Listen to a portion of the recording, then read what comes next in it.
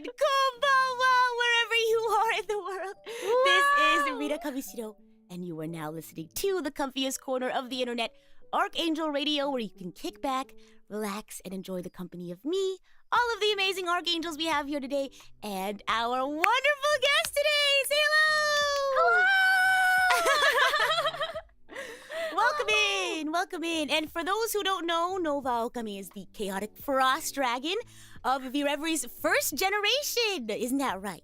It is. And on her channel, you'll find all sorts of card game stuff, from Yu-Gi-Oh! To Card Fight Vanguard. Nova is the one that you want to go to, whether you're a hardcore fan of card games or you want to get into them. She also posts lots of clips and shorts, and also debuted a new outfit about a month ago. So if you want to get to know Nova more, be sure to hang out with her over on her YouTube channel and her Twitter. But without further ado, I'm going to go ahead and let Nova finish off an introduction for herself. Go ahead. Oh, well, hello. I'm Nova Aokami. I think, my introduction is what Rita already said. She's like, I'm Nova Aokami. I like card games. And I'm like, shit, she already started. Well then, okay. Aside from card games, if you had to talk about who you are, maybe your personality in a nutshell, right? For those maybe who don't know who you are, who are you in a nutshell? What's your charm point? I guess because I'm like their dad, right? Chat calls me dad, so right. I'm usually Papa I'm a energy. chaotic person, but I'm usually very caring towards my viewers. I am the father. I'll usually be like, "How's your day, son? You do a good day." Real papa energy. I love that. I do. I'm peepaw. Oh my gosh. I'll come to you for advice and stuff like that. Yeah. I literally did an advice stream the other day with my gen mate. We were giving out advice. Yeah. Get your advice from Papa. Do you do those rather regularly or? Not really, but I should. I honestly, yeah. Next time you do one, let me know. I'll tune in. Like, Papa, I need some advice. Daddy! Dad, I need help. I need help, please. But is there anything exciting happening on your channel? Maybe with your gen mates? Anything coming up that we should be aware of? Oh, I'm trying to think of anything really exciting coming up. As of right now, it's just... we have Gen 2 coming soon, so I think if anything, it's not exciting for me, but exciting for my company. We have Gen 2 coming up. But for me, it's just the same old story. I'm still playing lots of Yu-Gi-Oh! Waiting for new events to come out. Yeah. Oh my gosh. Well, tune in if you are a huge card game fan or you want to learn more. I know nothing about, I have next to nothing about card games, so I'm so excited. Oh, don't worry. We'll convert you. Don't worry. I've converted everyone. I'm excited. Oh, this is going to be so... I have a little bit of knowledge, but today you're going to be our teacher. I feel like every time we do RKNGL Radio, our guest becomes our teacher. So you're going to be Professor Aokami today. Oh! Are you ready for that? Aokami's... Oh my god, no. In Blue Arc, I'm like, Nova Sensei! Oh, okay. Well, what do you prefer? Professor, Sensei? What would you like for today? I'll take Sensei. Okay. Nova Sensei. Nova Sensei! Oh my gosh. But, as a big fan of card games, I have to know before we really dive into everything. Yeah. Why do you love card games? If you had to convince someone to get into card games, why should everyone get hyped about today and excited for today? Honestly, I think when it comes to card games for me, it's less about the actual game itself and the more the social aspect.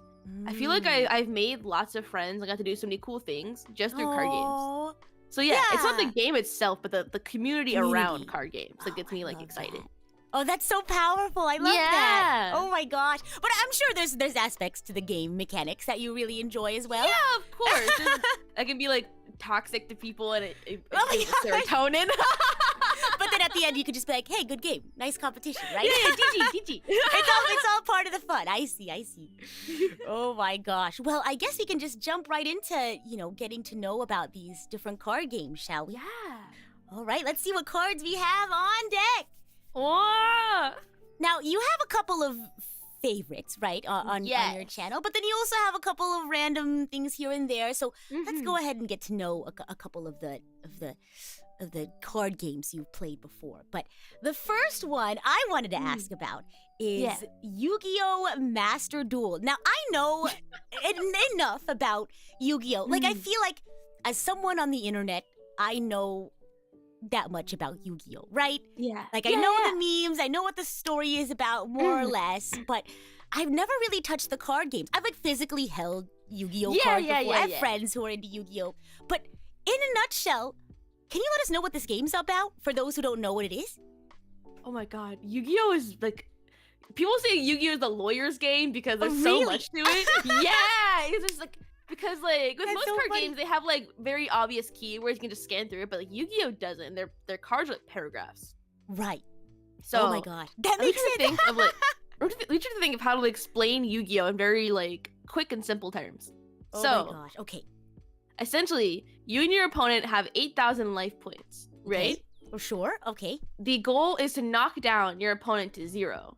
You can use monsters to beat at them, spell cards to like enhance your plays, and trap cards to like make things harder for them. Sure. Mm-hmm. Okay. Can you target like the person directly, or do you have to attack the monsters first? No, you can target them directly. If their board's empty, you can hit them. So what if their board's not empty? What if they have monsters on there? Like then if you would. Then you have to hit the monsters. You can't attack them directly. Sure. Okay. Well, some cards say that you can, but generally you have to hit the monster directly. Wow. Oh, okay. But you have to read the paragraph to see. What you have to read the paragraph. You have to read the entire essay, the college essay. Oh my gosh. Have you ever taken any sort of like law course and like? I'm too illiterate, bro. I was an art major in school.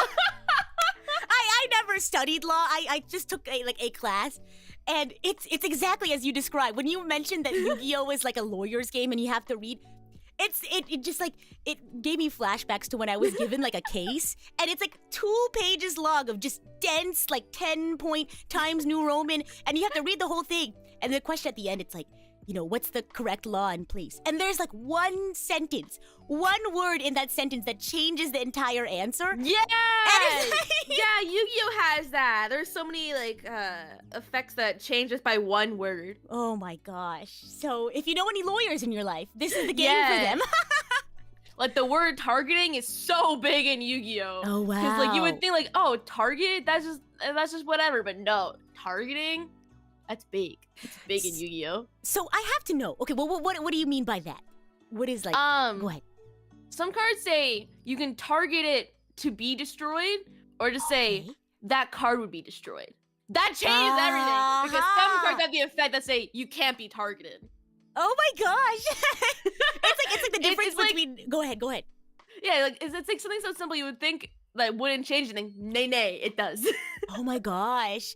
Do people like have to check like the official rulings a lot? Like, okay, this sentence says may, but it'd be different if it was a must. Like, you know what I mean? Yeah. Yeah. Actually, that's funny. There was like a... So, Yu-Gi-Oh has official tournaments called YCS. And there was a big thing that like during a YCS, there's an actual Yu-Gi-Oh handbook. But there was like on stream, someone used like Dueling Book, which is like an unofficial fan thing. And it was caught on camera. Oh my gosh, somebody said I lost a Yu-Gi-Oh game because I mistook a semicolon for a colon. Is that real? Yeah! No way! Yeah, that literally happens. Oh my gosh. Wait. It is a lawyer's game, bro. So how does the, fighting I've heard that people create like certain types of like decks that are like, maybe more aggressive or more defensive. Yeah. What are the usual, I guess, styles of play when it comes to Yu-Gi-Oh? I think it all depends on what deck you're playing, because sometimes the decks will have like little flavors to them. Like Labyrinth can be like, because Labyrinth is my favorite deck right now, and Labyrinth can be like, you can do Labyrinth Stun, or like you can do what's it called? Like a more aggressive form of Labyrinth. It just depends on how you want to play it, but generally certain decks they just play the same. So like it depends on what you want to play. Okay. But there's those like outlandish, like I don't know how to like describe it in Yu-Gi-Oh terms, but in Magic the Gathering terms, I had a friend. And so normally in Magic the Gathering, you play 2 colors, right? Yeah. And then you kind of like play the different strengths to each other. Yeah. I used to play a black-green deck when I was younger.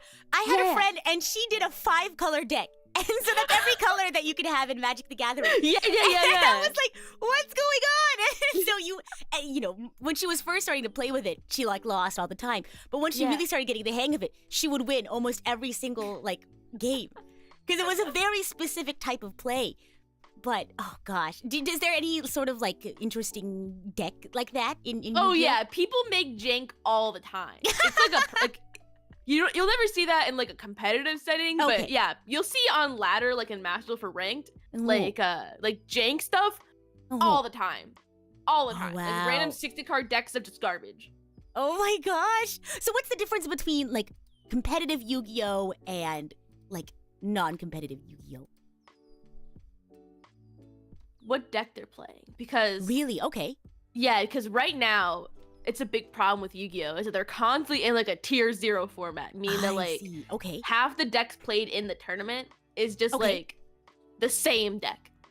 For a long okay. time, it was tier laments.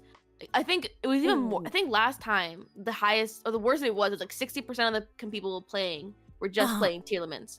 Now we're in Cash Tira, so like a competitive setting, you're either playing the tier 0 deck or the deck that counters the tier 0 deck, and that is it.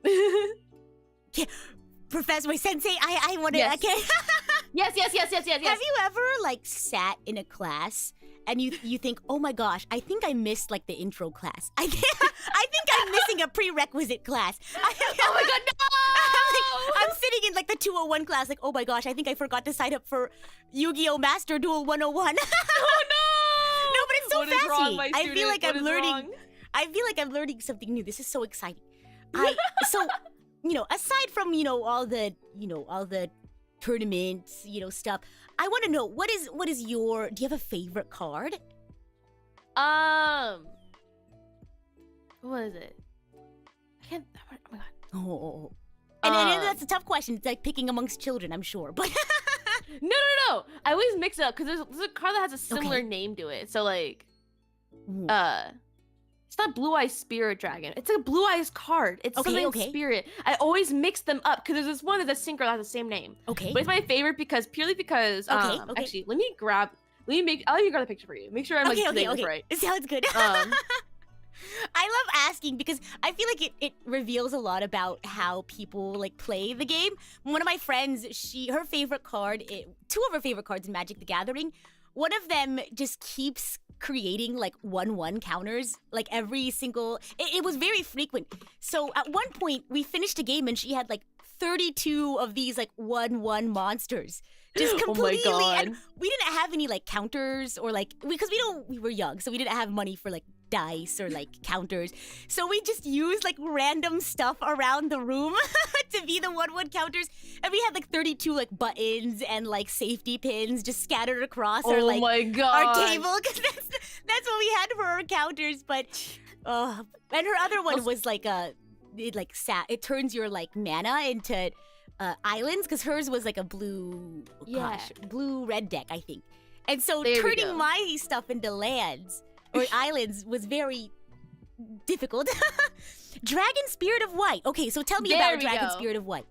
It's not anything crazy. It's just when it's summoned, it like banishes a trap or I think it's actually exclusively a spell card.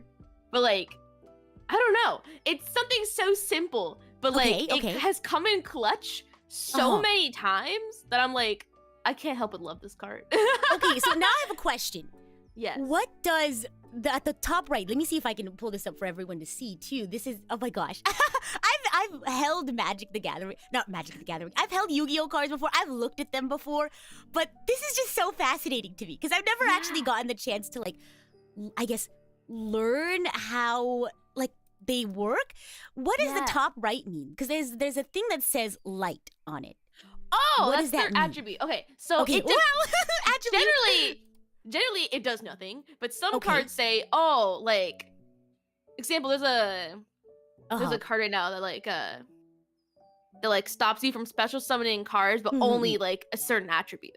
So generally it does nothing, but there are some effects that like target or like activate only if you have that certain attribute. Oh wow. And then what do the stars mean? Stars are levels. So like in this case, it mostly affects things like something from extra deck. So so extra deck is like where you get your big boss monsters from, right? Okay.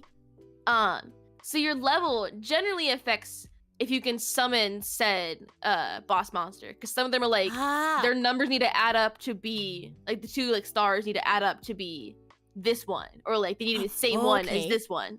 So it really affects something from like your boss monsters. Okay, that's your level. Yes. Oh, okay. And then I'm assuming the card type is in the brackets, dragon /effect. Yeah. Oh my gosh. Okay, I have to know. Is playing the card game in real life harder than playing it like online? Is there like an online, what do you think? Is it harder, easier? I would say playing cards like for Yu-Gi-Oh, at least for me, is harder to play it physically, because at least in Master Duel it's so easy just to scroll through really quickly, or like it'll tell you, oh, you can activate this, or like things like that. And Yu-Gi-Oh, you need to like have an actual TCG, you need to have an actual law degree. You can be pre-law for Master Duel, but you need to have an actual you have to pass the bar test for physical Yu-Gi-Oh. Because you have to know how everything works. Because I feel like with online card games, there's code and there's logic that keeps you from being able to play, right? Because when I learned Magic the Gathering, we didn't know the tournament rules. We didn't know. We generally knew how to play Magic the Gathering. But whenever we didn't know how something would work, we kind of just worked it out together. And is this how it's actually done? Is this tournament rules? Probably not. But we had fun. I guess that's what matters.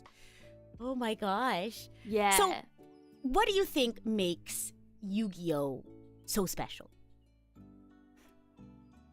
I'm gonna be real. Okay. I like being toxic. Oh my god! So if someone came up to you and was like, I want to get into a card game, but I can't choose between Yu-Gi-Oh and Magic, Pokemon. And is that what you would tell them if they were considering Yu-Gi-Oh? Yeah, one, it's very easy to be toxic in Yu-Gi-Oh. It's so fun. It's so fun. But it's part of the fun, is what you're saying. It's a part of the fun. Okay. Yeah. Right. There's a large community around it. So again, a social aspect, but yeah. Right, just, doing such funny things in Yu-Gi-Oh it's so good. Oh my gosh. Oh, wait. So is there a voice chat in online Yu-Gi-Oh? No! Okay, I was about to say, I don't know if No! Master Duel would die. My god. People oh my god, when we get a text chat in Master Duel, I'm like, never. Literally never. Really? Oh wow. They know their audience and they will not work. Never. Oh, wow. So there is a text chat though No, there's there's a text chat in the fan games, but in Master Duel, no. I see. Yeah, not even emotes. Not even emotes. Not even emotes. Oh my gosh. It's that toxic. It can get really bad, but it's so funny. Oh my gosh. No, but aside from being toxic, if someone had trouble choosing between, different card games, if they, liked a certain sort of gameplay or liked a certain thing, what would make you want to suggest them Yu-Gi-Oh? I feel like it's all because I feel like playing a card game is trying on shoes, right? It's sometimes you just don't vibe with them. Even if it fits, you're just I don't know. It doesn't feel comfy, So you just I would just recommend trying out Yu-Gi-Oh because it's a card game in the first place. And sometimes, for me, for example, a lot of people love Magic. I think Magic's so boring, And I like the gameplay style better of Yu-Gi-Oh. It's a shoe thing. So you have to look at the culture fit. Yeah. You gotta see if it has the good cushioning in there and stuff. Okay. So each of the card games have their own culture. That their own cultural vibe. What's that one meme where it's which cafeteria table are you sitting at? Yeah. What cafeteria table is Yu-Gi-Oh sitting at? Let me know. God. What number in that chart? Oh, I don't have the chart with me right now. But what? I don't either. Okay. Are they the cool kids? Are they the jocks? Are they the theater kids? The law students? Yes. I would say Yu-Gi-Oh. The kid, the edgy kids table. That's where Yu-Gi-Oh sits. Okay, interesting. The edgy kids table, but the cool edgy kids who are probably gonna go study law in the future. Okay. They casually want a law degree as well. That or English degree. Yeah. Okay, I see that. And I'm gonna have you do this for all the card games we talk about today. So yeah. I hope you're prepared. Yeah, oh my gosh. Is there anything else you want to say about Yu-Gi-Oh? Or maybe if you have any maybe pieces of advice or things you want to share if I ever get into Yu-Gi-Oh.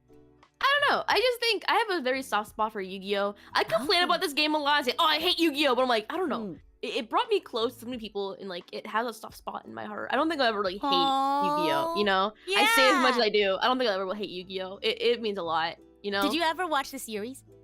Oh, dude, I watched so much anime. I watch it. Look, listen, I have seen Yu-Gi-Oh! GX. I want to say at least 3 times. Already. Oh wow, you're so real for that. How does the game tie in with the anime? Not a lot. Okay. Like they don't teach you very well in the anime how to play, and like sometimes they just have random cards that don't even exist. Oh. But they played them in the anime, and like there's like in one series like Arc 5, they have these things called action cards that'll just tell you, okay, the attack hit? No, I didn't. Or like spell cards going off? No. Wow. Yeah, no wonder they don't exist in real life. Oh my god. Yeah. So they do a lot of silly things like that. So oh my gosh. Or like in the beginning of the original Yu-Gi-Oh, there was like Yugi was like playing against this guy Mako, and his thing was like they were like playing water monsters, and for some reason, since they're playing water monsters and they're in the water, he couldn't see the monsters, which mind you is not a real thing, but apparently in Duel Monsters this was a thing, and Yugi's response was, I'm going to destroy the moon. I was going to say, the stakes are really high in Yu-Gi-Oh! Like, it's like, if I lose this duel, my family will, this is just his random stuff, my family will die or something like that. It's like, okay, you're on. That literally did happen. That literally did happen. That was so like, my family will die. Oh my gosh.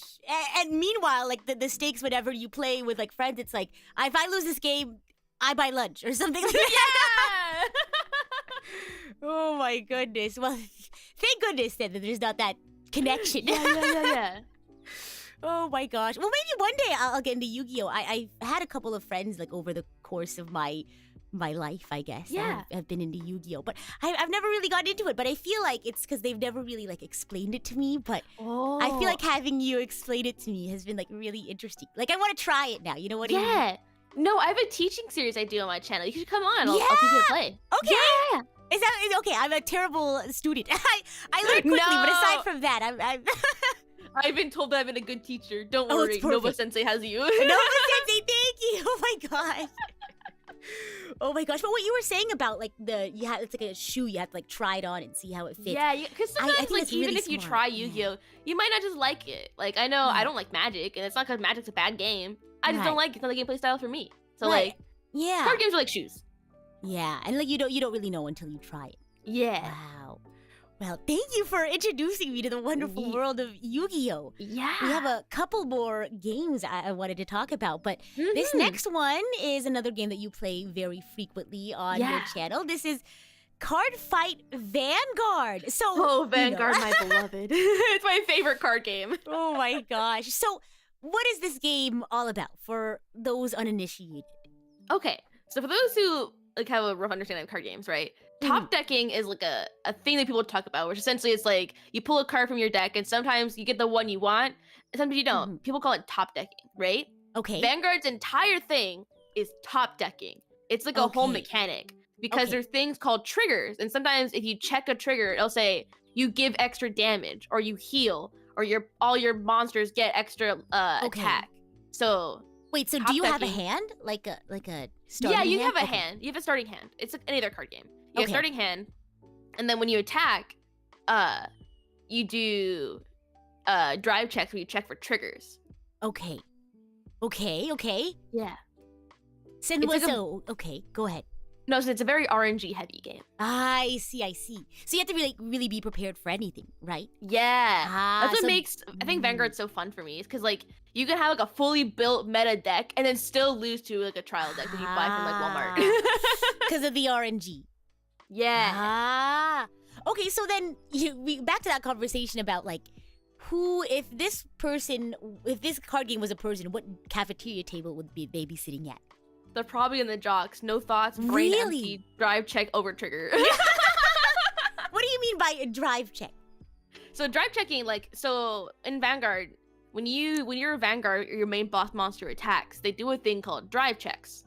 Okay. And like, you look at the top card of your deck, and sometimes you'll check a monster and that just goes in your hand. Then sometimes you'll check triggers, and that's where like trigger will have a different effect based on which one it is. Some of them that say, oh, it's a heal trigger, you heal 1 damage. the one that says a critical trigger, you give an extra point of damage to your opponent. There's front triggers that say like your entire front row gets plus 10,000.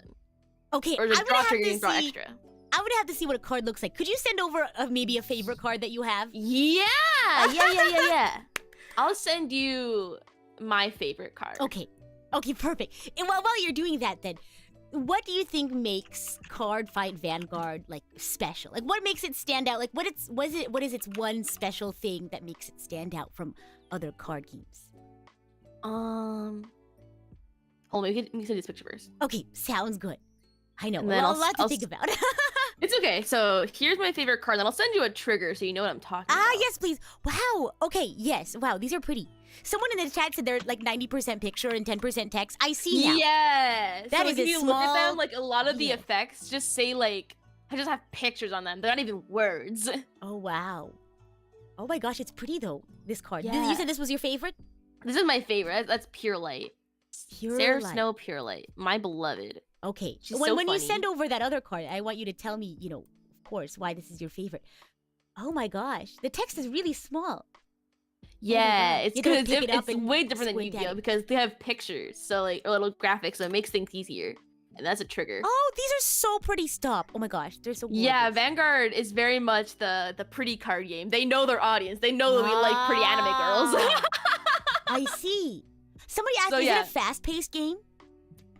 Honestly, no, because like Yu-Gi-Oh! I would say it's a pretty fast-paced game because there's no like limit on it. They don't like really limit you. You can OTK pretty easily. With Vanguard, it's a okay. built-in mechanic that slows you down. So like you see how on the top left there's like numbers on there? Yes, I see it.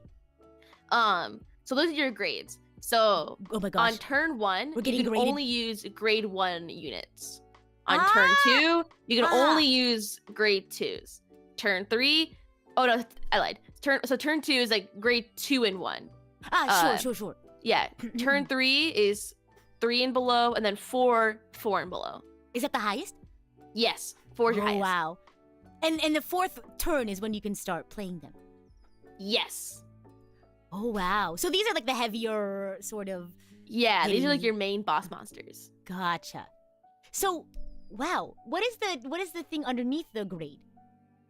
Okay, so This is so cool. it's okay. Each grade has like an effect. So like grade 1s can like boost. If you put them in the back row, they can give their attack to the monster they're boosting, so it gives them extra attack. Ah. Yeah. Okay. Grade 2s, if they're in front row, they can block. Oh, okay. Fascinating. And then grade Oh my 3 gosh. Okay. and then grade 3 and 4, when they're doing drive checks, instead of doing just 1, they do 2. Gotcha. Actually, no. Technically, with grade 4, they do 3. Wow. Heavy hitters. Yeah. Oh my gosh. And also, welcome in, Raiders. We're talking about card games. The lovely Miss Nova here is Hello. very Thank you into for the raid. card games. So we're learning about, I was going to say we're in Card Games 101, but to me, it feels like 201. I feel like I'm learning so much. No, in the best way possible. No, best way possible. I feel like I'm learning so much is why. And, I think it's all falling together. And I think the best part is just getting to hear how excited you are about it. So I'm sorry. I love Vanguard. It makes me so happy. Oh my gosh. So I have to ask, is there like some sort of like cost to playing these cards? Like, do you have like a store of like energy? Yeah. Okay. So in Vanguard, I think what makes it special is that your damage is a resource. So okay. Interesting. like you lose at 6 damage, right? And you can use your 6? damage. Okay. Yeah. So you use your damage as like a resource. So say, I think it might be a little hard to read on there, but you see the little like blue thingy in like their description? Yes. That is called a counterblast. So you flip down, like you flip your damage face down, and that's your cost. Oh wow. So each person has 6 damage. Yes. And then if they go ahead. Yeah, so you can go up to 6 damage. You start at 0, but like you go up to 6, and you hit 6, you die. But damage is a resource, so you can like up your damage. Yeah. So you want to get hit. Oh wow, interesting. Yeah. Oh my gosh. So tell me about the power at the bottom then. It says 13,000 power. Yeah, that's just how much damage you deal. So is it Like, how anything? Go ahead. So like what's it called? So it's not like Yu-Gi-Oh! We have life points, but like it's in the situation like say if their card also has 13,000, you can hit it.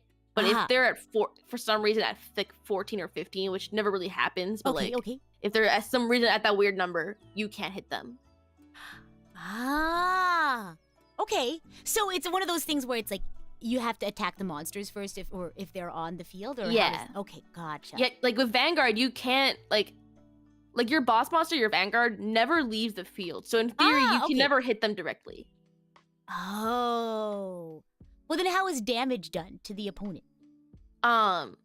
It's if the attack goes through. So like again, say in the situation that we're at 13 and they're at like 10. If we hit them, it goes through. Okay. Gotcha. Yeah. Well, so what is this at the bottom? It says critical 1. Critical is like your like how much damage it deals. So that's just 1 damage. Oh, I see. So then if you have like Aurora, Fierce Princess, and then you have somebody else whose power is 10,000, and Aurora's attack goes through because it's a higher power, then you do 1 damage to the person. Yes. I got it. I'm on my way. I'm a fledgling player now. Yeah. And then you see how I sent you that trigger earlier? Yes. Okay. That's a crit trigger. So if you during your drive checks hit that crit trigger, you do 2 damage instead of 1. Whoa. Okay. Wow. I have to. So how long does a game? Also, I noticed that this is a 0 card. The trigger is. Yes. What does that mean? It just, you can technically write it or place it whenever you want. You don't really want to place triggers because they have really high shield and you can like block with them from your hand. But like, I see. Yeah, that's just, also I'm sorry, it's very crunchy. No, it's okay. It's okay. We embrace crunch. That's okay. We embrace the crunch. What's that number on the side? Yeah, that's your shield. So like, say if they're hitting you, you can block with that. Like their defense. Yes. Wow. Okay. Fascinating. Yeah. Oh my gosh. So how long is a game typically? I would say like 15 to 30 minutes. Pretty fast paced. Okay. So why do you love Card Fight Vanguard? It's just so dumb. It's so dumb. Okay, the things you can do is so silly. I'm just like, why are you doing? What is happening? It's so funny. There's one card I saw the other day. It's like, I can't remember exactly what it does off the top of my head, but like, it's like if you, so there's a mechanic in like older Vanguard that's like locking. That essentially just like makes you not able to use your monsters, like they're flip face down. Oh. And it says like, if they're, I think at like 4 damage and you have like all 5 of their monsters locked, you just win. I see. It's something like that. Something dumb like that. It's so funny. Oh my goodness. Okay. So they do really silly things like this. So it's silly and fun, and you said dumb. Oh my gosh. So okay, I have a question. What's the difference between Card Fight Vanguard 0 and Card Fight Vanguard Dear Days? Okay. So okay, here we go. So how do I explain this? Because like you don't know card games. Because usually I'm like, oh yeah, 0 is like Duel Links and Yu-Gi-Oh, but like you don't know what that is. So 0 is a more simplified version of normal Vanguard. Okay. So your deck size is smaller. The games are usually a little faster. Okay. And like, I'm trying to think, how else would I explain Vanguard 0 differently? Because I'm trying to explain to not overwhelm you with so much. Sure. I'll do my best. I'll go back and I'll read the textbook and brush up on the things that I learned in class. But it's a rushed version then, so it's like faster. It's a little faster.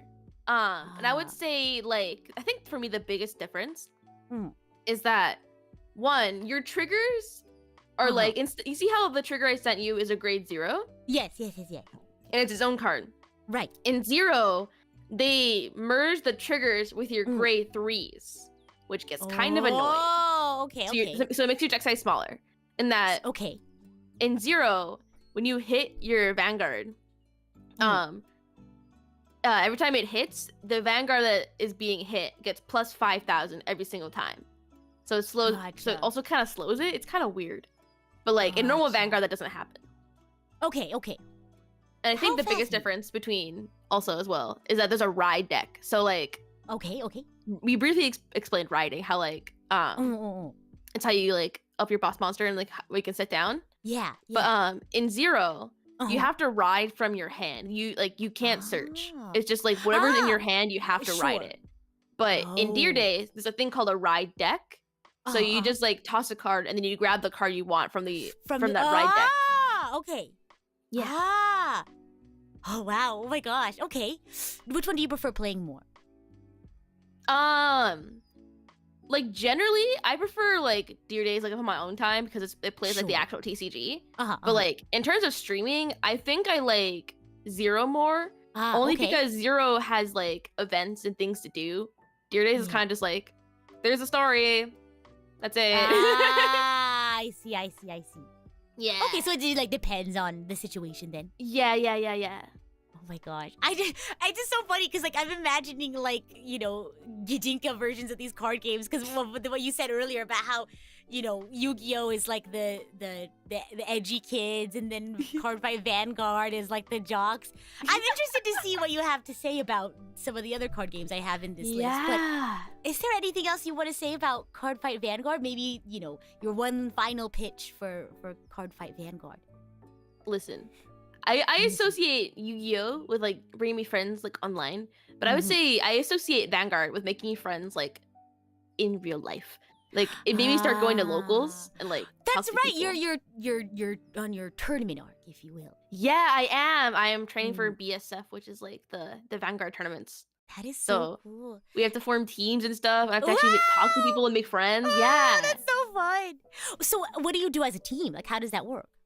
So we all just play at the same time, and like generally when you're playing, it's best 2 out of 3. So like, so if you lose 2, you lost, or like if you won 2, or like that kind of deal. Okay. But in team format, it's best out of 1, and then you kind of, but it's also best 2 out of 3 because it's a team of 3.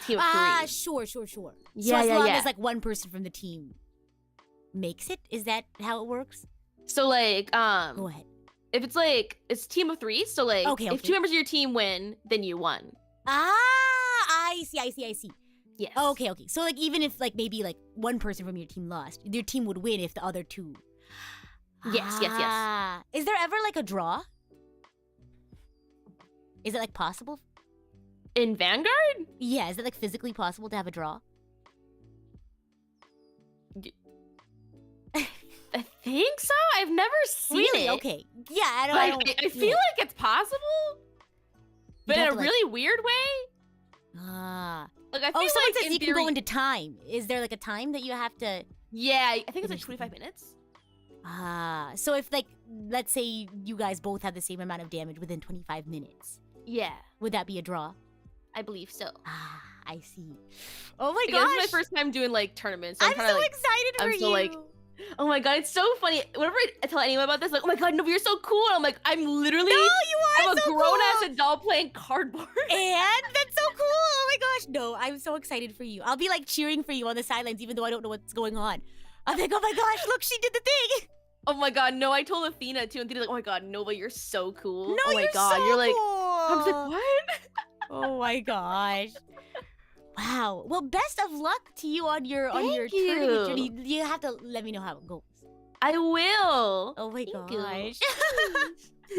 Well, you know, I hope that's convinced a lot of you out there who've maybe never heard of Card Fight Vanguard to check it out. But I have a couple of other. This is kind of like our freebie slide now. Yeah. So I know you do play other games. You also play like non-card games and stuff. But I've noticed you played other card games, and I'm kind of curious about, you know, some of these ones. So I saw you played poker once. Yeah. You know, does your card game knowledge from things like Yu-Gi-Oh and, you know, Card Fight Vanguard, is that like transferable skills? Like how are you in poker? No. Really?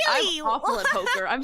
The problem is, well, it kind of transfers over because I'm very greedy when I play. Really? Okay. So like I am like, I can handle this. I'll take it. Yeah, and I die immediately. That mentality still transfers whenever I play poker. I'm still very greedy and still horrible.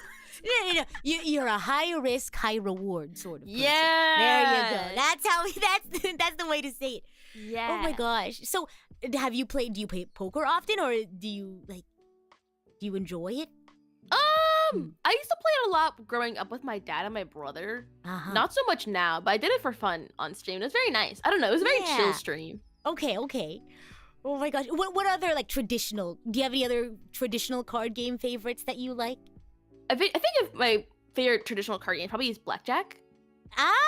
Okay. I don't really know the gambling card games, if I'm being honest. It's okay. Oh my god, we can play Blackjack. It's a very simple game. You just gotta hit the 21. 21. Okay. So it's you have to hit 21 but not go over, right? That's how you play. Okay. I don't think I've ever played Blackjack before, but I know how to play it. Yeah. I'll play with you. Don't worry. Okay, perfect. It's so fun. I think maybe I've played it once on the Nintendo Clubhouse games. I've always wanted to play Clubhouse 51. I never had anyone to play it with.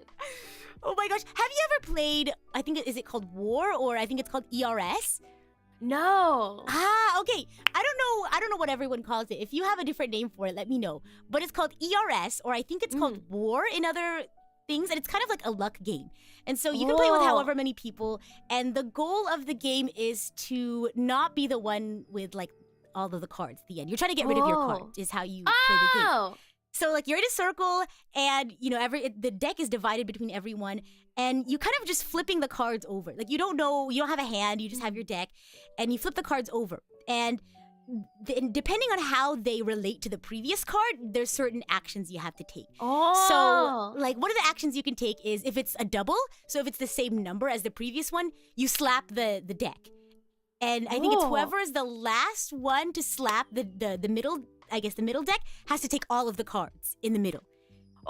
And so you're not supposed to have that. And so there's just different instances where everyone slaps.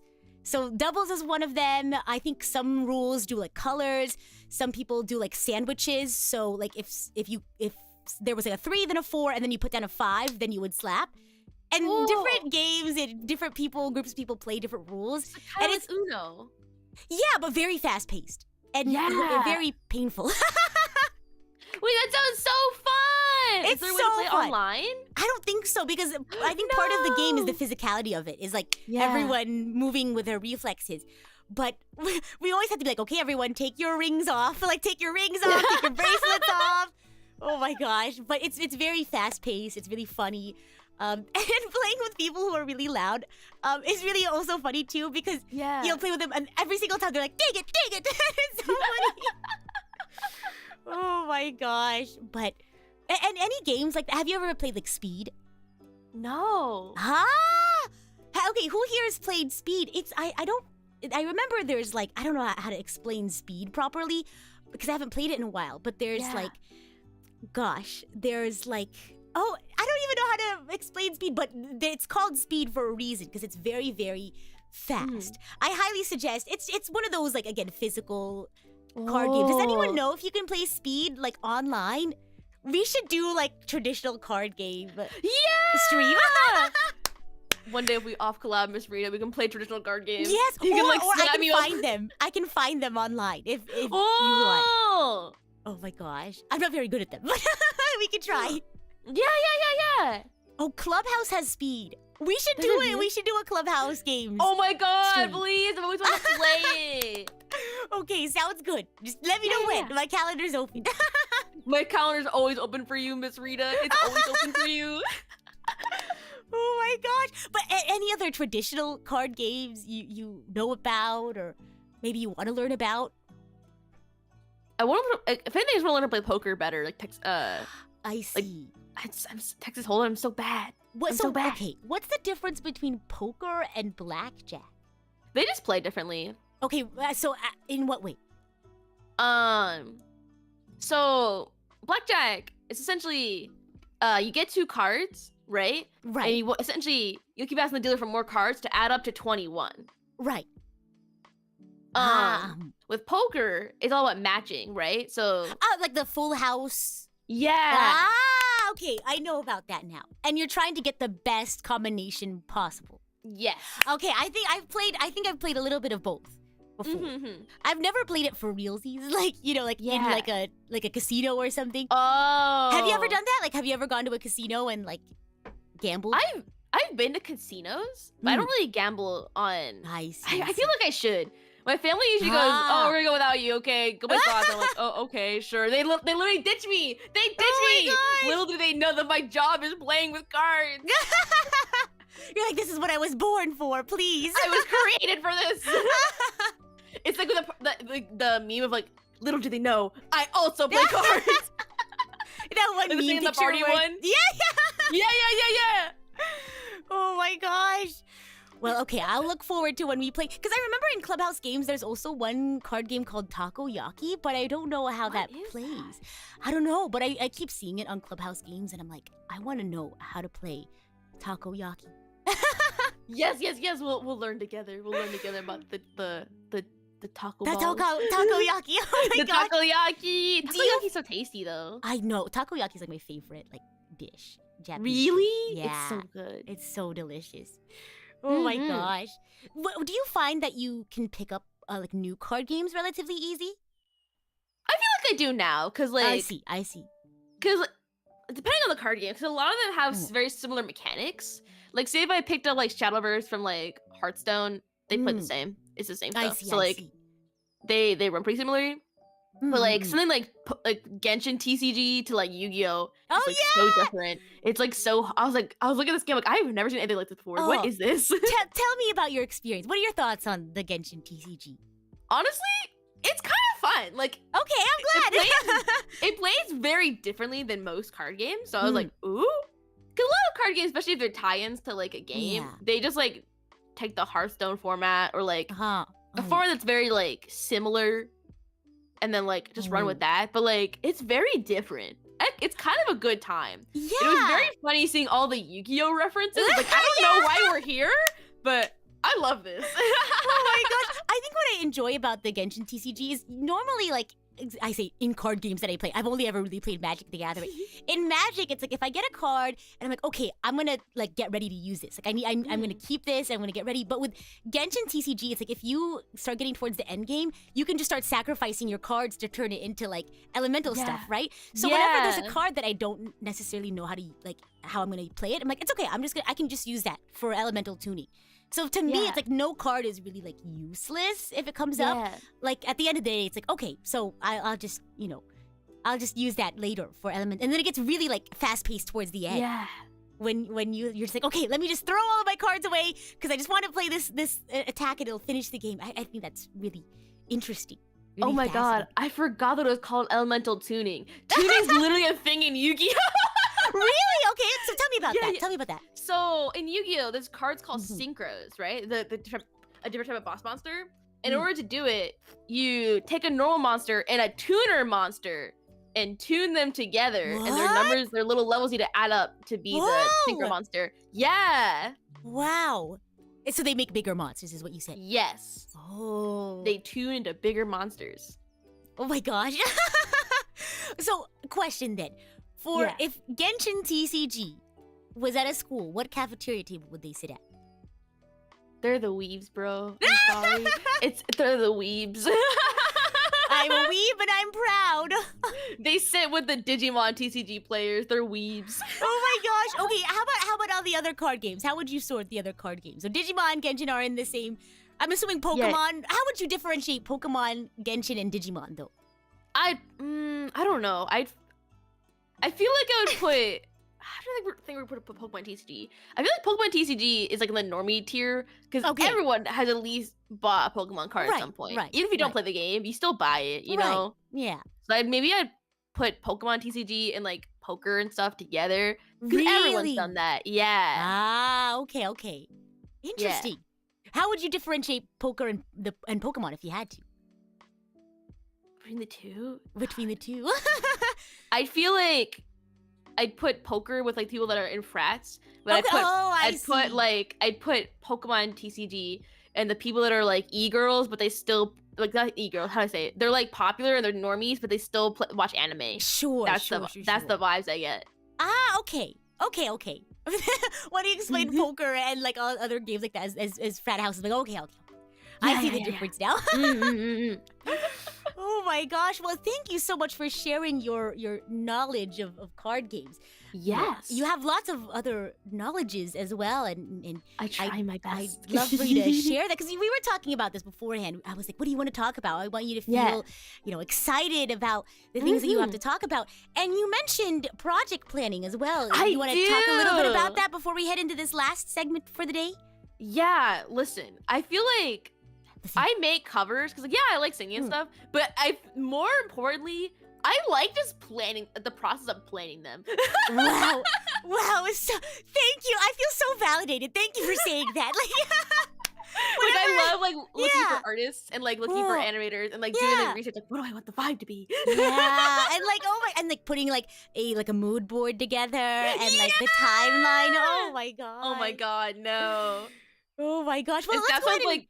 Go ahead. I'm sorry. I keep talking over you. No, you're totally fine. Go ahead. No, Statson's always like, Nova, you keep planning so many covers. I'm like, yeah, but it's fun. Even if it doesn't happen, it's so fun to do it. Well, then why don't we go into some of your, I guess, sketches and stuff so we can see what your process is all about. So you sent me over some sketches. So I'm assuming you sketch what you want, like the art and the outfit to look like. What else do you usually have your hands in planning? I try to keep my hand in everything as much as possible. So I also make most of my own MVs. I think, what was the one that I didn't make? I feel like there's one that I didn't Actually. Oh. Yeah, as of right now, all the ones that are uploaded on my channel, I won't make them. Wow. You're so cool. Oh my god, stop! No, you! Oh, thank you. I feel like making MVs is so difficult. And I feel like people don't realize how much detail goes into it because it's not just the technicality of putting everything together, but it's also shot composition and planning that out and color theory and things like that. So I'm gonna go ahead and go through some of these sketches you sent me, and I want you to kind of talk a little bit about them. So the first one we have is this no color sketch. So tell us about this. So this one was originally just trying to fit the vibe of what's it called? My original song, Ambition. I was just doing concept sketches to see is this the vibe that I'm feeling? I was listening to it, the instrumental, is this it? Is this the vibe? So I did a bunch of just concept sketches to kind of feel out if this would work.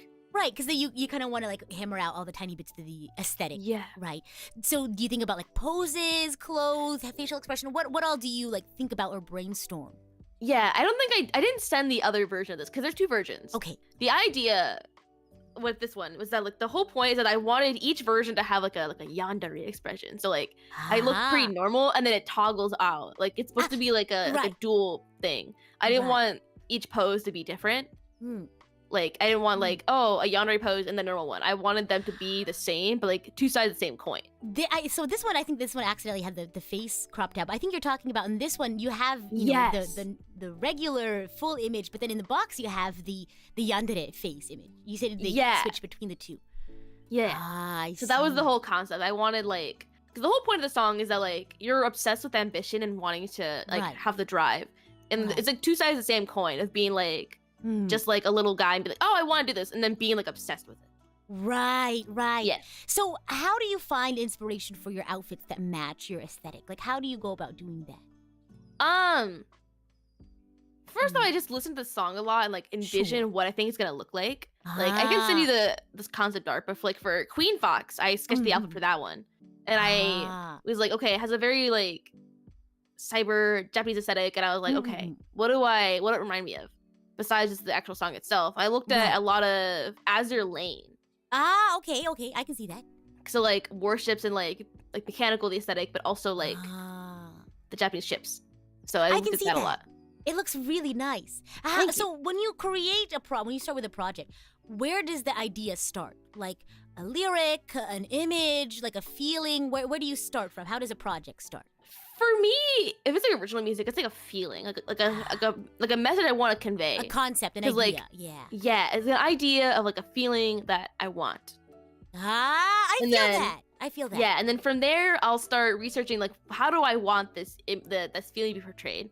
So usually I'll look at other songs and be like, what sound do I want for this? Right, like the genre, the feeling. Is it driving? Is it So like at the time when I was working on Ambition, I was really inspired by Karaki Bear. Okay. Yeah, so I was listening to a lot of his music and I was like, okay, I like the vibes of this. This has the feeling that I want. Sure. Then to find a composer and then I just send them songs and be like, is this like in your ballpark? Can you do this? And eventually I found someone and they're like, yeah, I'll do it. Yeah. Okay, and then from there. So the composer takes it and then what happens? From there, then I start thinking of like outfit design. Sure. Because like it's equally as important like auditory as it is like visually. Orally. Thank you. Listen. Thank you. My brain's small. Listen, I play No, save it. You're fine. What do you mean? You have such a big brain. What are you talking about? I don't think I can play Yu-Gi-Oh. My brain's so small. No. So I think visually. So I think of like other, again, I look at other properties, like what are they doing that has the similar vibe that I want? Right. So originally, Ambition, the idea was that it's gonna be like an idol kind of setting before I even sketched out ideas, like physically. Like the idea was that it's gonna be like an idol, like they're cute, but then also they're like, how do I say, Menhera, I think. Sure. Like Sure. So that was the original idea, and then I was like, I'm gonna be real, this might be a little cringe, but I was playing Danganronpa, and I was like, you're so valid for that. Oh my gosh. This is the vibe. This is exactly what I'm going for. And then I started sketching out school uniform ideas. And I went through a couple. Wow. And then bada bing, bada boom. All the work happens. The art is made. Music video is made. Wow. Yeah, and then for MVs, I also look at like MVs that I like at the time. And like actually, I can't remember. I remember I used one of your original songs as inspiration. I can't remember if it was for Ambition or was for one of Ria's covers. It was one of them. I looked at it, I was like, this is the vibe. Oh my gosh. Wow. Yeah. What an honor. Oh my god. Listen, I'm a big fan. I'm a big fan. I'm so happy to hear that. No, like I don't tell it often on stream, but like I'm sure you were my debut slides. Oh my gosh! Yeah, I was talking about my Oshis and the VTubers I look up to, and Miss Rita Kamishiro was there. You're so sweet. Oh my gosh. I'm a humble simp. No! I'm sure lots of people look up to you as well. Isn't that right? Oh my god. Stop. Listen, I am just a big fan. And then fucking I'm sorry for swearing. No, you're fine. Miss Yura exposed me on Bar Rikudo. And I was like, no, Miss Yura! Yura's like that. Oh, she's so funny. She's so sweet. Oh my gosh. I'm just a fan. Oh, well, I'm happy you're here. I am a member of Bread Gang. I have membership. I look at all your idol workbooks and I'm like, oh my god, she's just like me for real. She's just like me for real. No, I'm so glad that I have someone else who I can confide in about, being really into planning stuff. Because it's like, I'll tell someone like, oh, I love planning things. And they're like, oh, that's kind of weird. No, it's not. It's so fun. It's so fun. I think the creative process that goes into it. It's so easy. Yeah. And then seeing it come to life. Yeah. After all that, the metamorphosis is really fascinating. Yeah. Oh my gosh. Oh, but we haven't got the chance to see this last picture, so tell us about it. This was the first draft I did.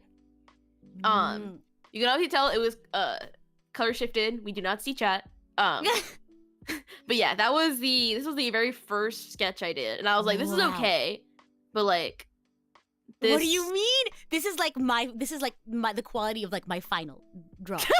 Like when you were like, this is a sketch, and I was like, this is a what? You know how like people online will be like, Rakugaki, and then they'll post like the Mona Lisa. And I'm like, wait, what? I'm sorry, what? How long are you sketching these for? I'm like, excuse me? For those who don't know, Rakugaki, it's like sketch, is like the meaning behind it. And so they'll just be like, Rakugaki, and then they'll like just casually drop like a Monet. And I'm like, wait a minute. I'm like, what? What the fuck? What? Oh my gosh, no, but your artwork's amazing. Like I was like, wow, this is a sketch? Oh my gosh. My goodness. So I can show you something final that I've done. Oh yeah, send it over. I'd be more than happy to add it in. Let me find something. Oh, I think the fun part about being part of like the creation process is like you really learn like lots of new things. And I feel like maybe it's like a VTuber thing. I feel like we have this expectation that everything has to be like, and I feel like in general, I feel like there's an expectation that everything has to be like incredibly polished. Everything has to be like the best possible thing. But I wish we like could normalize more like putting things out there to like get better at something, or like to just put it out there. You know what I mean? And I feel like that's the concept of things like Singing March, where it's like just post something. Like it doesn't have to be perfect. It doesn't have to be tuned or timed. It doesn't have to be mixed well. And even then, you know, sometimes people are like, oh, I need to like edit today's Singing March. I need to like make it sound like perfect. You know, but things like Singing March is like it's up to you what sort of like goal you have, right? You can make something super polished or you don't have to. But I feel like, here, let me add that to the slide. Yeah. But I wish we normalized more just being able to share things that you've worked on. It's like maybe it's not the best quality, but it's something that I'm working on because I want to get better at something. You know what I mean? Yeah, like here's my thing. Like go. I'm comfortable with my quality. Like I understand that I'm not like a master at anything, but I do because what are you it's fun. talking about? You're just telling me like, oh my god, you suck. And I'm like, well, I know. And I know. Right, and it's like right. I'm improving. I'm learning. Exactly. I'm getting better, and that's fine. Because I remember, like, I want to get better at drawing. My artwork's not super great, and so I was like, okay, I'm gonna go ahead and post. Like, I'm gonna use my artwork in a video. And someone was like, you know, and I'm sure they meant the, you know, nothing but the best from this, but they were like, oh, have you considered like maybe allocating like resources outward, like maybe, you know, like delegate some stuff to, you know, if you want better art. And I was like, well, I kind of just wanted to, you know, get better at it. And you want to learn. Exactly. Give myself a goal to think like, oh, okay, this is going to go in a music video. Then might as well, you know, that I'll work on it more. That I'll really be motivated to work on it. So I don't know. I wish there was less of an expectation to have, you know, super polished things all the time. Yeah, people, especially, I think especially with VTubers, their expectations are very high. And I'm like, sometimes I just want to vibe and make stuff. Like, I've been learning mixing and like, and my mix is good now. They're not good at all, but like, I'm learning and I feel like I am improving. Exactly. Yeah. Oh my gosh, but this is amazing. This is beautiful. Thank you. I did this for 6 months. Wow. Yeah, is what they were think? This is beautiful. Oh my god. Oh, thank you. Like I love like the what do you call them? Like the light sort of like particles. I think that's really nice. Like the squares and the circles. Those are really well done. Oh thank you.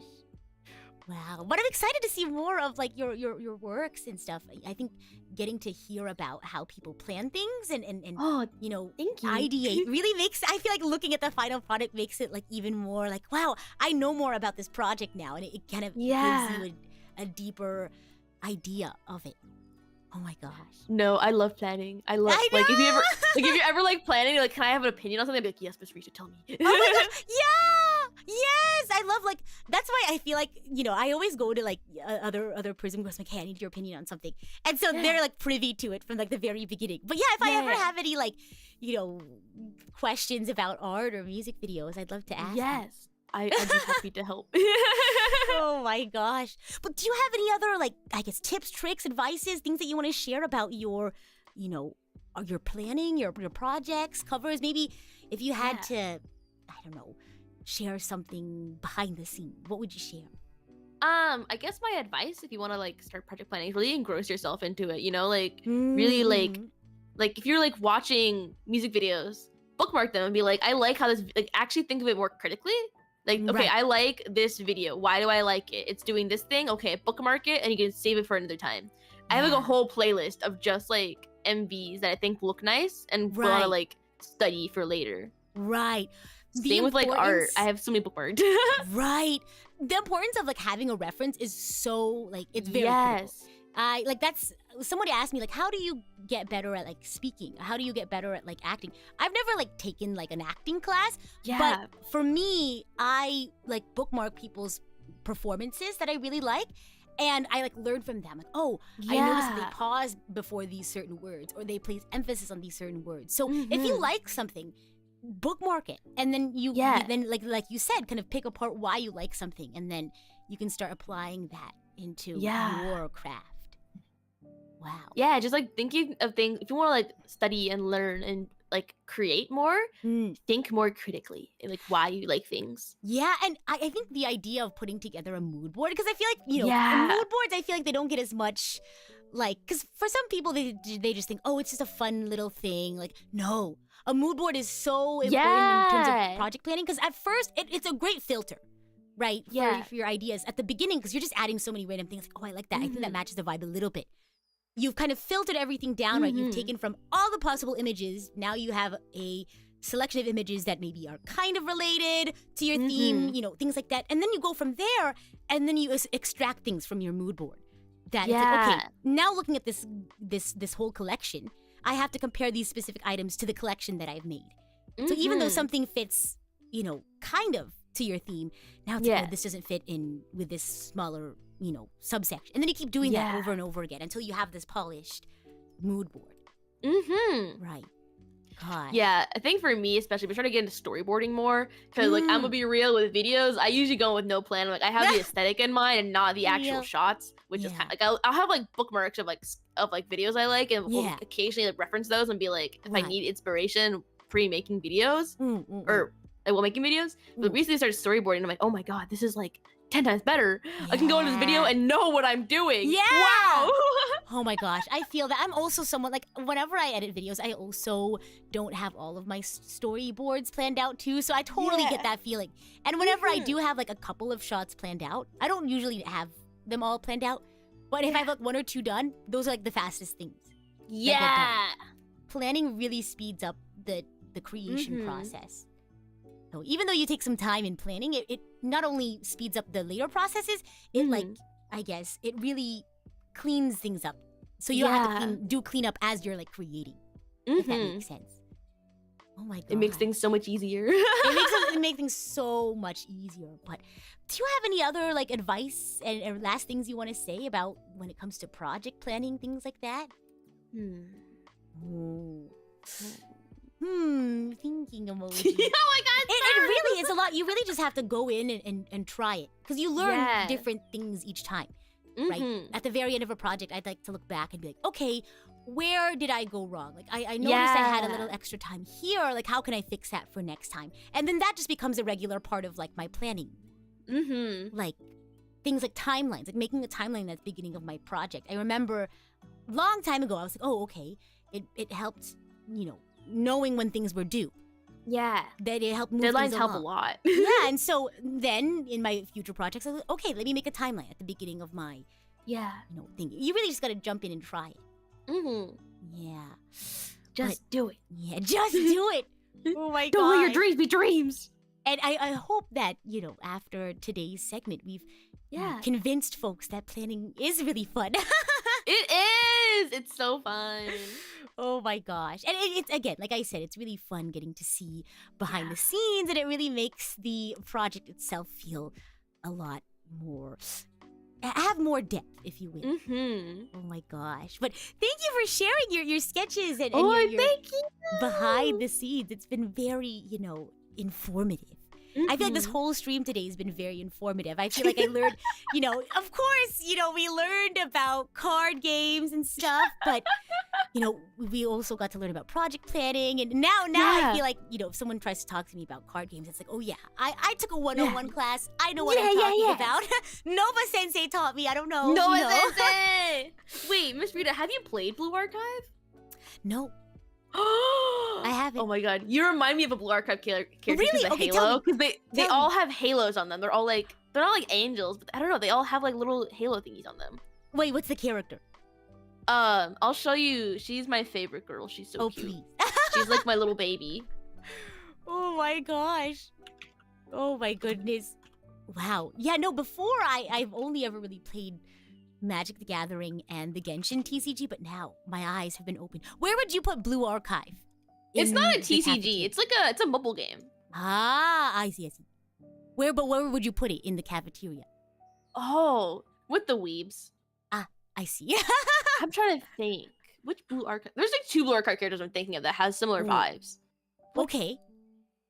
Oh, I'm interested to see. Oh my gosh.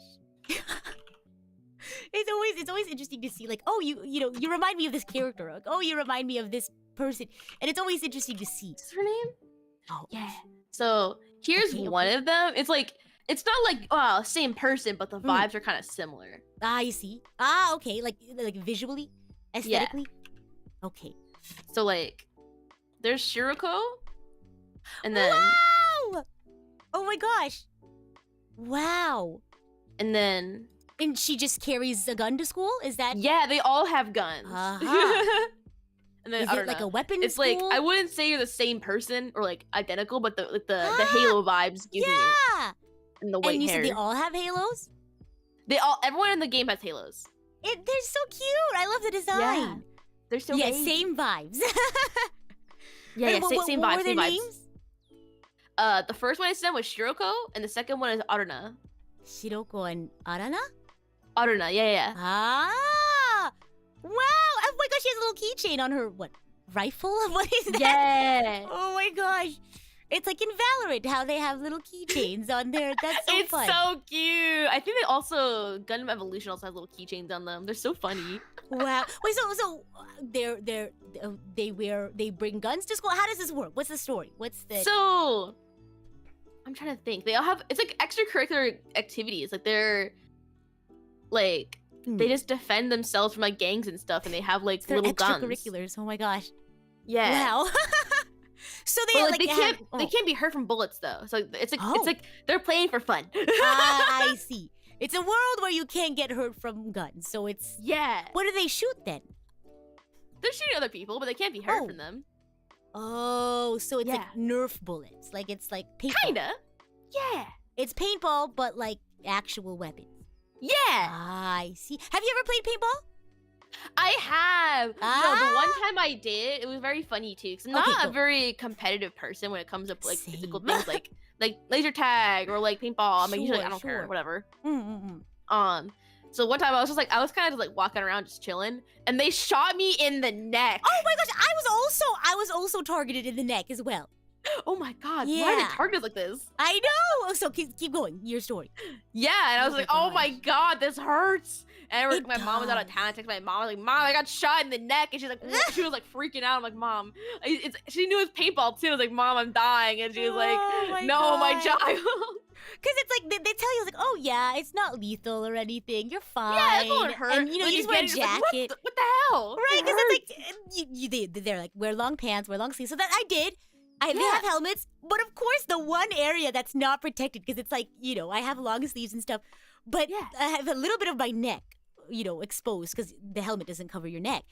And I guess that's where they go for. My gosh. Yeah, they want the pain. They want you to feel it. Because I was like for my older sister's birthday.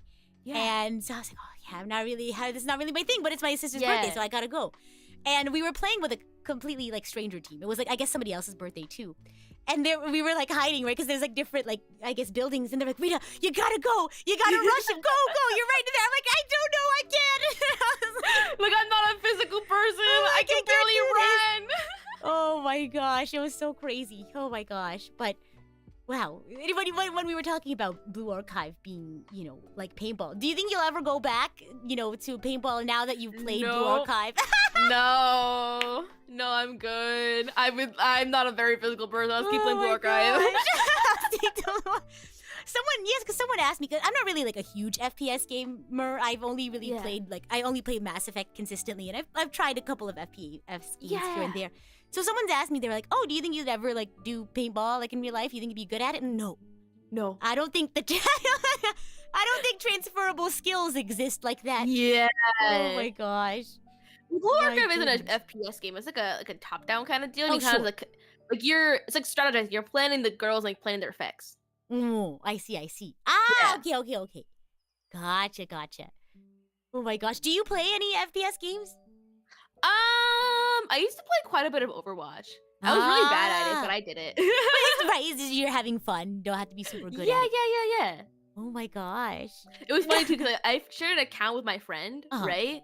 And like, they were like really good, and they were like consistently like top, and like our scores were leveled out because like I would lose all the time. So it was like we looked average. Oh my gosh, that is That's hilarious. Oh my goodness. I guess I'll have to check out Blue Archive now. It's so fun. It's a mobile Yeah. game. Yeah. Oh my gosh, I need to clear up my phone. I had to make the tough decision. I was like, do I delete Genshin Impact to make sure I have room for like other things? And it's like I have it on my computer, so it's okay. Yeah. Oh my gosh. I've told this before, but I have a friend, and you know, they used to carry around 2 phones. Yeah. One for mobile games? Yep. One for mobile games, one for, you know, regular. And they worked for a phone company, so I guess they had some sort of like, you know, I guess perk to where they could buy cheaper phones. But I was like, wow, that's amazing. Amazing dedication. Because it would be for like, you know, Pokemon Go, Animal Crossing Pocket Camp, you know, some I guess shooting games, some other mobile games. Wow. That's dedication right there. God. I can't get into Genshin on mobile. It's so uncomfortable. So I used to actually do Genshin on mobile. That's how I started, is I played it on mobile. Really? Yeah. And then once I switched over to PC, because I started streaming Genshin, I was like, I can't go back. I can't do it. It's so anymore. uncomfortable. Yeah, it's so... go ahead. Oh, I'm sorry. I keep talking over you. I'm so sorry. No, you're so fine. Go ahead. No, it's so rude. No, it's such is life, right? Having to, you know, talk on Discord, right? There's always like a little bit of a delay. So you're fine. Go ahead. No, my roommate, she's like obsessed with like Genshin, and like for her birthday, it was birthday or Christmas, I got her like a wireless controller for her phone, and she's like, this is the greatest day of my life. Oh, real? She's like, I can play Genshin in my bed. Oh my gosh. Although I will say I prefer mobile Genshin to, because you can actually connect Nintendo Switch controllers to your phone or to your iPad. Really? But the mapping is really odd. You can change things, yes, but like, I don't know. It's just really weird because there's certain combinations you have to do. And I don't know if it's the same with PlayStation, but I just couldn't get used to it. I'd rather play regular mobile than with the Nintendo. Did you know that you can connect Nintendo Switch to iOS? I think it was with iOS 16. It was part of their accessibility updates. And you can control, I guess, your mobile device you just connect via Bluetooth. Oh. Yeah. Isn't that fascinating? That's so wild. I know. No, I couldn't get used to it. I was like, because I could do like regular commissions and like walk around normally, but if I had to like fight somebody, I couldn't do it. I just didn't have because I'd be like, okay, click this button and that button, but the muscle memory, yeah, and that's why I think the first transition to PC, it was kind of weird for me, but then I got used to it. Dude, I used to have such a Genshin addiction. It was so bad. In what way? I had a gotcha problem. I see, because it's like when someone says I have a Genshin addiction, there's like 2 different things that they could be. It could be like, oh yeah, I spend all my time on Genshin. Or it could be the money part. Or it could be both. Yeah. So like I spent like $1,000 for Diluc. Such is life. Neat. I think he's neat, bro. Yeah, Diluc is very neat. I agree. I got so many 5 stars while trying to get him, but I got him, baby. Oh my goodness. I've had people tell me that they've spent like tuition's worth. Okay, I'm not that bad. I'm reformed. We have to start changing the scales, like what constitutes a whale and what constitutes like a dolphin. And I feel like the scale has really, changed. Yeah. Oh my gosh. Wow. So, and you said that's not how much you spend anymore, right? Like you're not. No, I'm reformed. I'm built anew. I am also reformed. I think I'm proud of you. Thank you. Oh my gosh.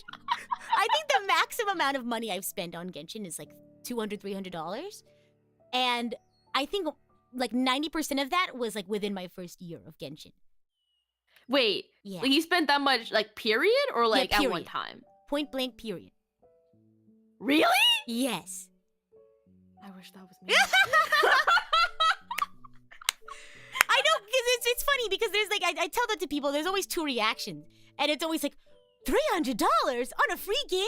And then the other camp is, only $300? Like, it's always one of the two. There's never like an in-between where it's like, oh, that's pretty reasonable. It's always one or the other. I find that so funny. Yeah. Oh my gosh. Shrouded, it was not for DBE. It was for Darkwan. He's my boyfriend. Oh wait, who's your favorite Genshin character? Is it Diluc? Child. Or child. But okay. Diluc is like. So why Diluc or child? I like them when they're insane.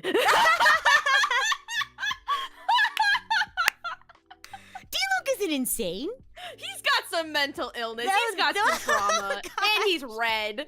And That's he's the red. thing. Okay, that's I fair. love the listen. Any character who's red, he's usually like No, whoop. that's fair. That's fair because I have friends who are like, oh, I always like the blue characters, or I always like the green characters. You know what I mean? Yeah.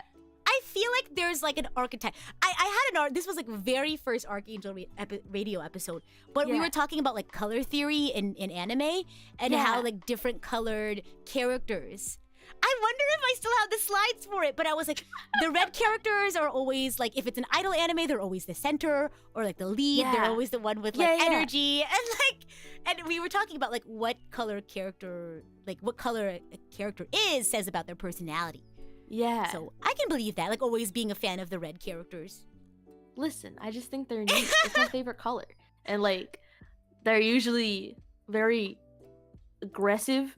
But like D-Luke is like very like people quiet unless he like, turns into Batman and then he's aggressive and I'm like, yeah, baby. Right, because in color theory, red represents like passion and fire Yeah. and energy.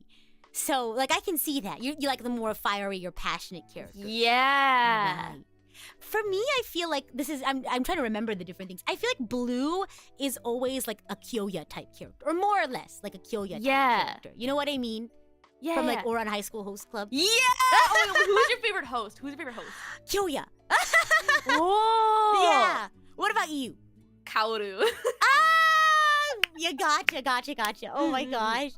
But The who- color theory. The color The theory. color theory. I feel like the orange characters are always the ones who are a little like, I don't know, I guess lack for a better word, flirtatious. Because like, for example, like Yeah. in Uta no Prince Sama, Renjin Guji is the orange Wait, character. you like Uta? Oh my god, you like Uta Pri? Oh my god, no, you don't understand, Miss Rita. I used to also be deep in the Uta Pri mobile game. Yes! Oh my gosh, and then they closed it! That was the saddest thing. Oh my gosh. Did they really? Yeah, they did. Yeah, I know. Wait, who was your favorite in Uta no Prince Sama? Itatoki? Wait, stop! Me too!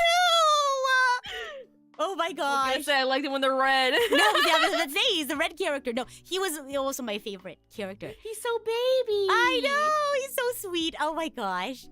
My goodness. But that was like my color theory thing. Yellow was Yeah. always like the softer, more like Yeah. childlike, angelic. So again, Uta no Prince Sama, the violist guy, Yeah. Natsuki. Is that why you play viola? No. So I picked viola when I was really young. I think Yeah. it's because I like went to like an orchestra fair, or like an electives fair, and I walked in and I was like, Oh. all of the violists are really silly and they're really fun. Like they're really chill. Like I noticed that, and to me, like the sound is very warm, and that's why I chose it. But Yeah. he may have been my favorite character partially because he played viola. Yeah. Oh my gosh, my goodness. But I'm trying to think of other like color theory stuff. Oh yeah, do you like Idolish 7? Miss Rita, I love Idol. Who's your favorite? Who's your favorite? Yamato. Wait, stop! I literally have. Well, thanks to Iku, by the way, she's my supplier. I have a Yamato. I literally have a shrine. I have a I shrine have to an my. bag. Wait, I'll take You're a so picture. Hold on, valid. I'll show you. Hold on. Give me 1 second. I would disappear. Oh yes, please. I'll send you my. But Yamato is also my favorite. I have like 3 standees on my desk right now. I have a mug. I have like posters.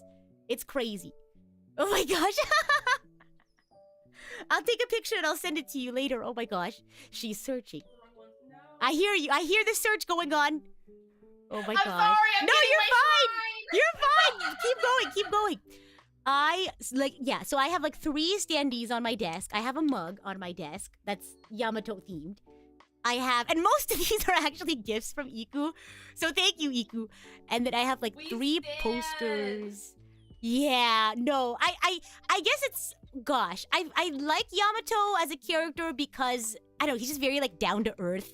And I also really like leaders, like leader types in idol groups. Yeah. So like a lot of my favorite like idols. Oh right, I got it. Okay, let me see. I got it. Oh my gosh. Oh my I said- gosh. Oh.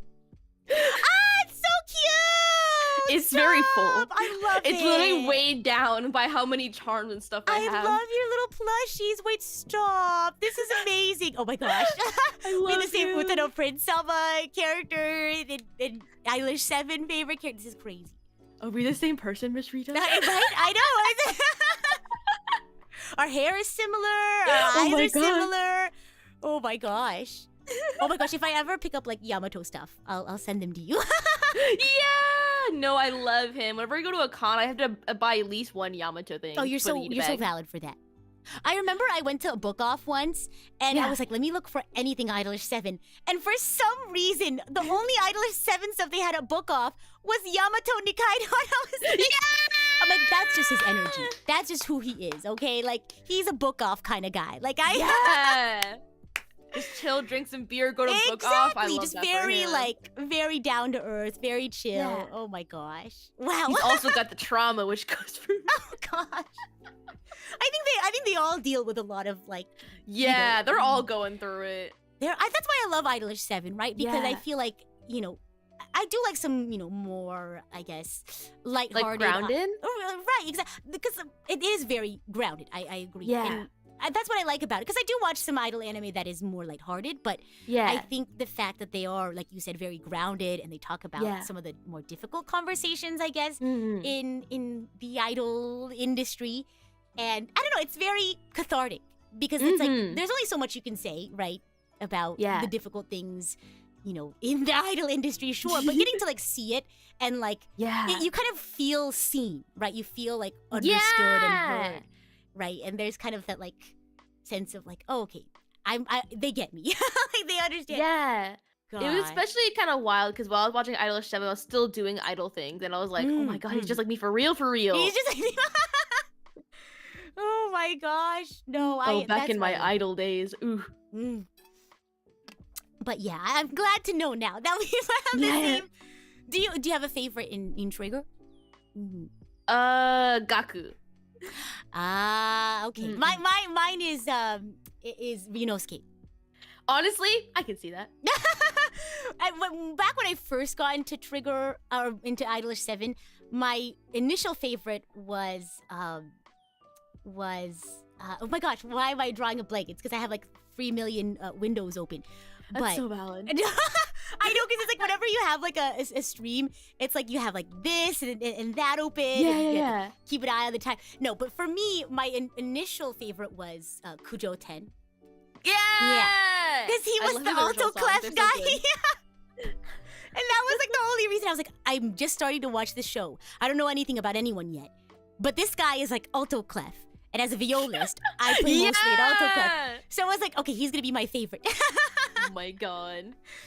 Oh my gosh. Well, Yeah, I thought I would like Riku because he's red, and I'm like, oh no, Yamato's so pretty. Oh my gosh. And again, very down to earth. Yeah.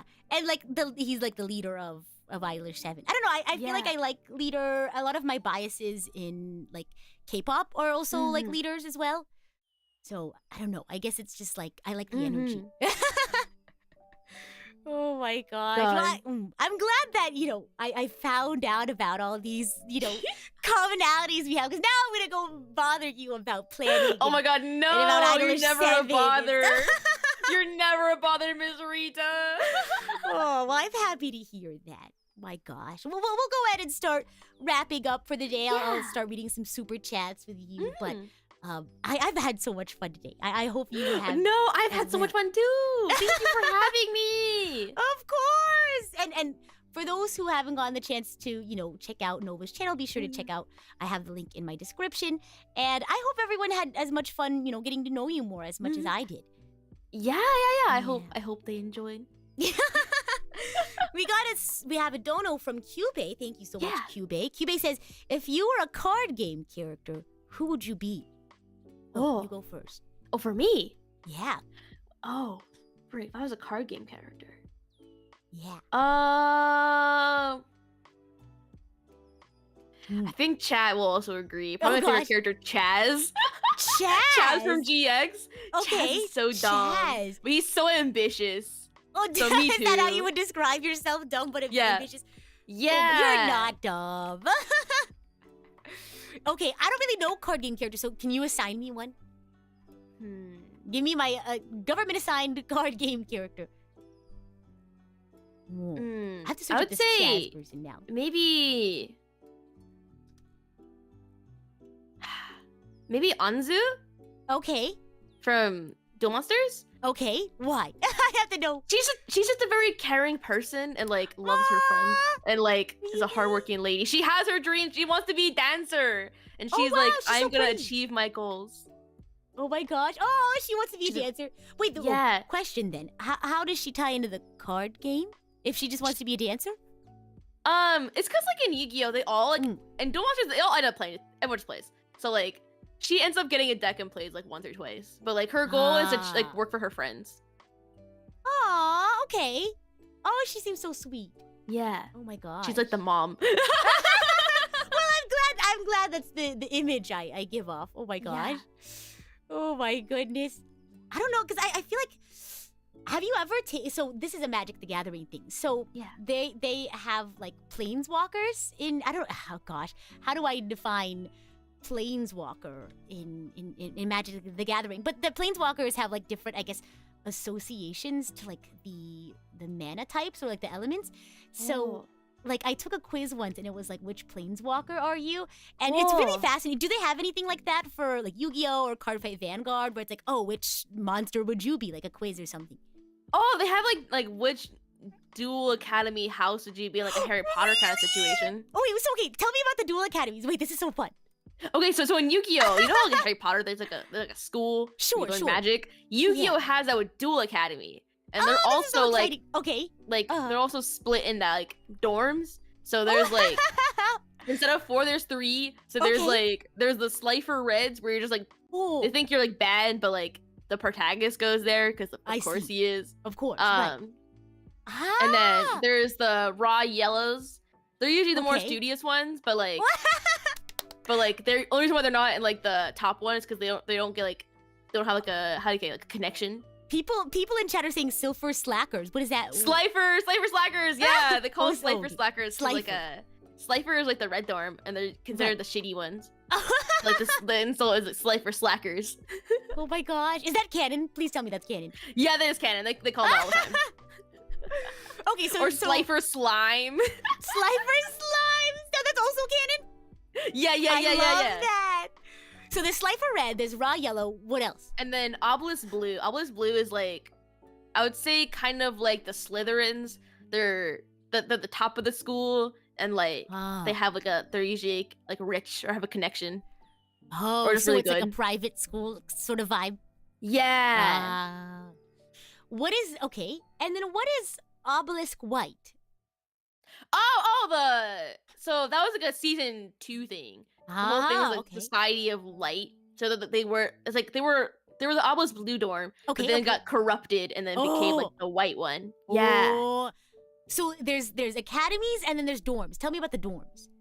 The dorms are within the academy. So like it's all Dual Academy, but there's dorms within. That's where the Obelisk Blue and like the Slifer Red comes from. Oh. It's like a Harry Potter's kind of situation. They'll go to Hogwarts, and then there's like dorms within Hogwarts. So is Slifer Red, Raw Yellow, are those dorms or academies? They're dorms. They're dorms. And then what is the academy called? It's just called Dual Academy. Dual Academy. And there's only one Dual Academy. It's like a Dual Academy is kind of like a, how do I say it? Like a chain. So there's the Dual Academy, and there's like North Academy and West Academy, but they're all part of Dual Academy. They're on the same branch. Sure. And then each branch of the academy has a Slifer Red, a Raw Yellow. Yeah. Wow. Okay. So then, what dorm would you be in, and what dorm would I be in? You think? Chat. I want to be hardcore, but I'm an Obelisk Blue. I'm not an Obelisk Blue. I'm a Slifer Red. I've accepted that. Oh my gosh. How about me? Where would you put me in? I would probably say like an Obelisk Blue. Very studious person. Mm-hmm. Yeah, I would consider myself kind of studious. Yeah. Oh my gosh. So do they ever like challenge each other? So like, what's the purpose behind the dorms? It's kind of like ranking, and then like each year you can like test out and go rank up. Okay. Yeah. So usually like a duel at the end of the semester or at the end of the year. Yeah. And then the dorms rank against each other, or how does that work?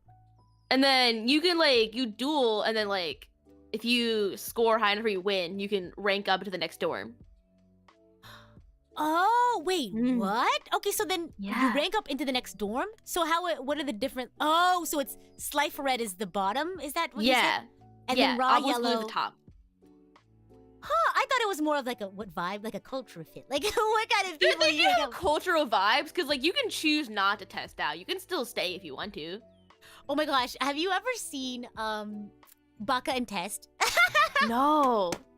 Oh my gosh, it's kind of like, so it's similar but also not similar. So like there's different classes and like you have to take tests like math or science or like government, and like the scores that you get on your tests turn into attack power. What?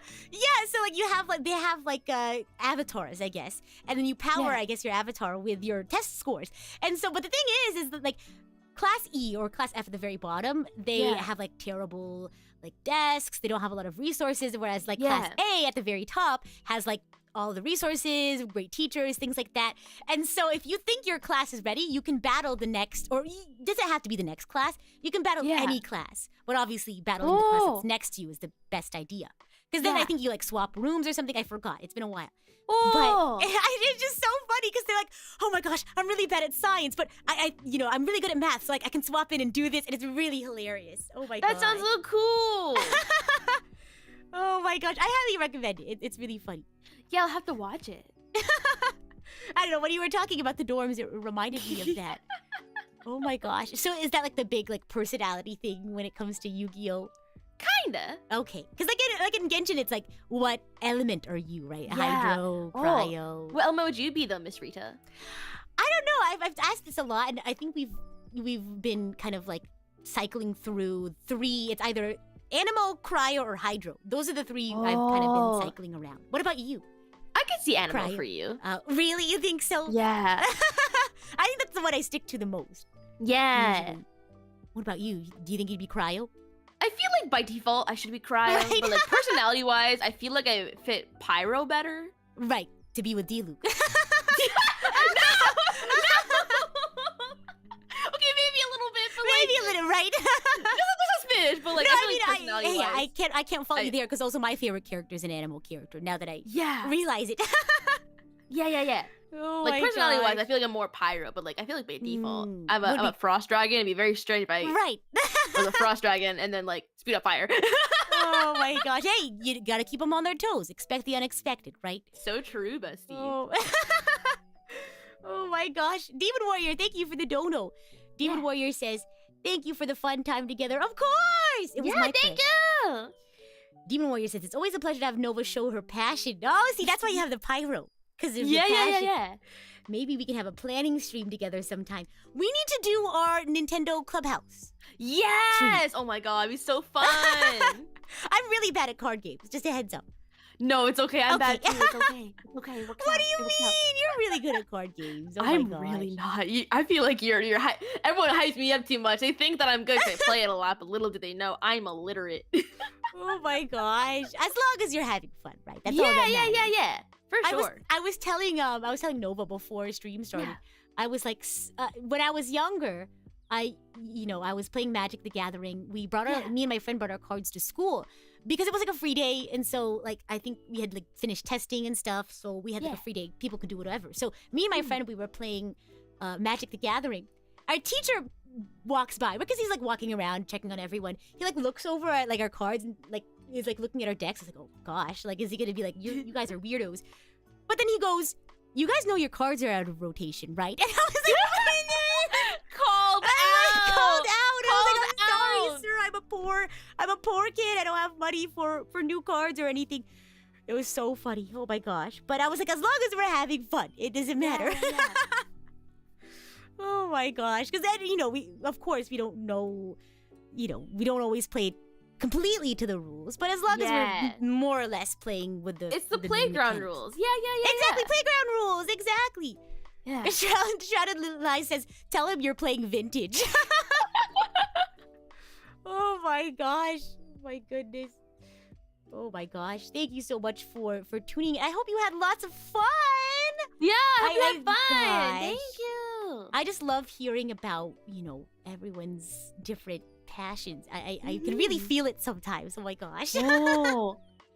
Oh my gosh. And I look forward to whenever we do our what's it called? Our Nintendo Clubhouse game. Yeah. Oh my god, no, I always want to play. Oh my, do you have it? Do you have it?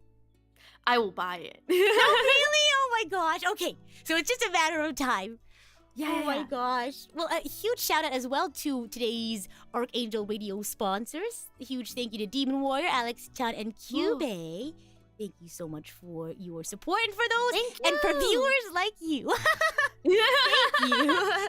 Whether you're chatting or you're lurking or you're part of VOD Gang, I hope you had lots of fun. And Nova, thank you again so much for being here. No, thank you for having me. It is such an honor. Do you have any final things you want to share with folks? Maybe if you want to share some upcoming things again, or just any messages you have for everyone before we head out for the day? Yeah, my first anniversary is coming up soon, so March 18th. My first year anniversary. So if you want to come hang out and support me and the rest of Gen 1 of the Reverie on our first anniversary, it is that weekend. Yeah! Woohoo! Yeah! Be sure to tune in, and of course, as always, thank you so much for being here. Thank you for having me! Of course! Bye, everyone! Thank you! Bye-bye! Let's go!